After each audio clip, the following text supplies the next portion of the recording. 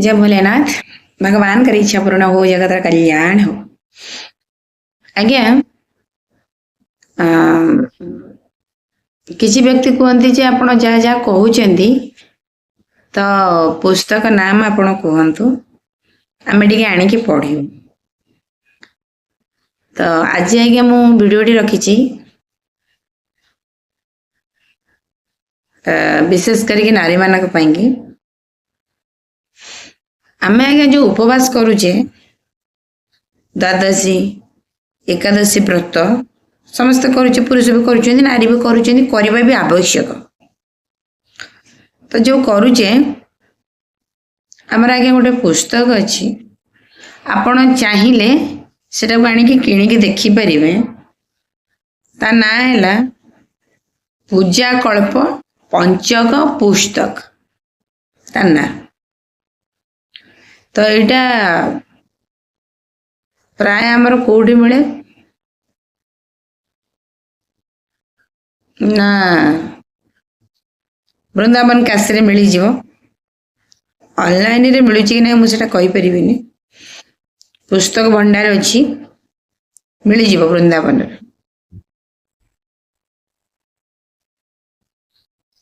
जो स्थान को भी आगे आप जातु देखिए नारी माने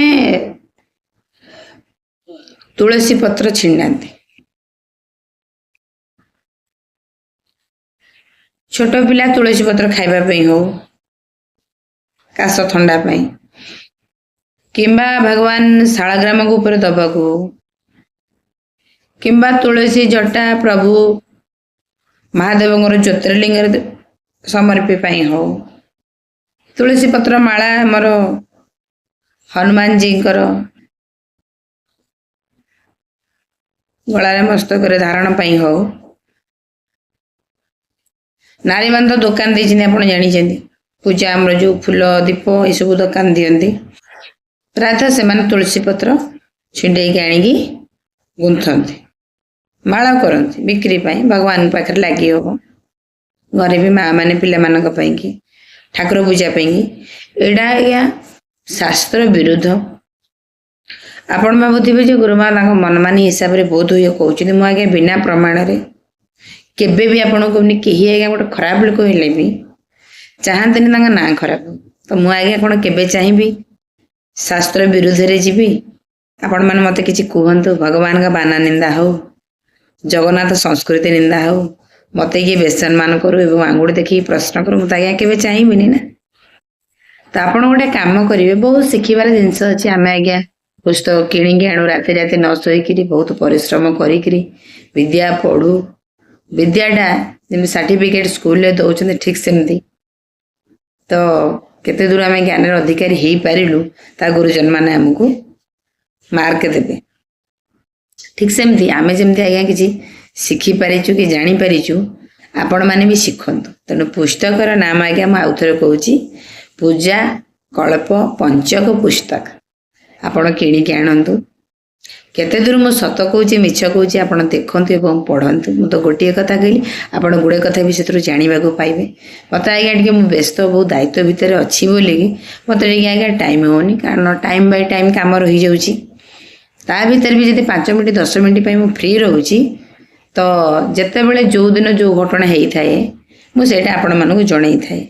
आज जमती नारी माने तुलसी पत्र छिंडेवा शास्त्र विरुद्ध बोली कहली, एटा भी आज्ञा मु रिसेंट 3 दिन है पढ़ी। आगुरी पढ़ी थी कि से आज्ञा मो चैनल कर नी।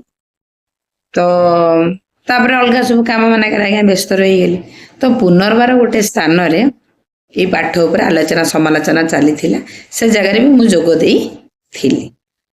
ब्रह्मपुर कथा कहूँ तो मु कहली नाई यहीटा भी मत जनबार अच्छी माँ मान सब, कारण 100 रु 98% माँ मैंने तुलसी तोड़ती।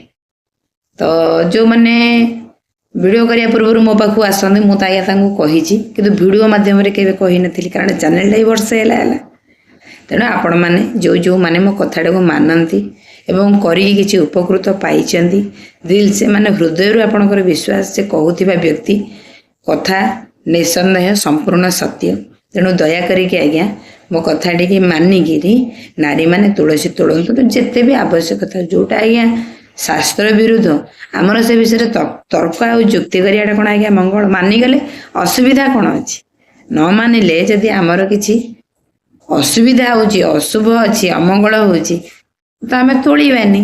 ତ ସେମିତି ଯଦି ଜରୁରୀ ଆବଶ୍ୟକୀୟ ଅଛି, ଘରେ ମା ଯୋଉ ଆମର ବାପା କିମ୍ବା ହିସାବରେ ଶ୍ୱଶୁର, ପିଲା, ଛୋଟ ପିଲା ବି ତୋଳି ପାରିବେ। ତ ପୁଅମାନଙ୍କୁ କୁହନ୍ତୁ, ଦିଅର, ନଣଦେଇ, ଯେଉଁମାନେ ଘରେ ପୁରୁଷ ଅଛନ୍ତି, ନିଜ ସ୍ୱାମୀ, ନିଜର ଭାଇ, ବାପା, ଏମାନଙ୍କୁ କୁହନ୍ତୁ ଯଦି ଆବଶ୍ୟକ ଅଛି। କୌଣସି ପଡ଼ୋଶୀ ଭାଇ ଗୁରୁଜନ ଲୋକ କିଏ ଥିବେ, ତାଙ୍କ ହାତରେ ତୁଳି ଆଣି ରଖ। ପୂଜା ତ ଆଜ୍ଞା ତୁଳସୀ ପତ୍ର ବହୁତ ଦିନ ହେଇପାରିବ, ବାସି ନୁହେଁ। ବେଲପତ୍ର ତ ଆଜ୍ଞା ଶୁଖିଗଲେ ବି ବାସି ନୁହେଁ।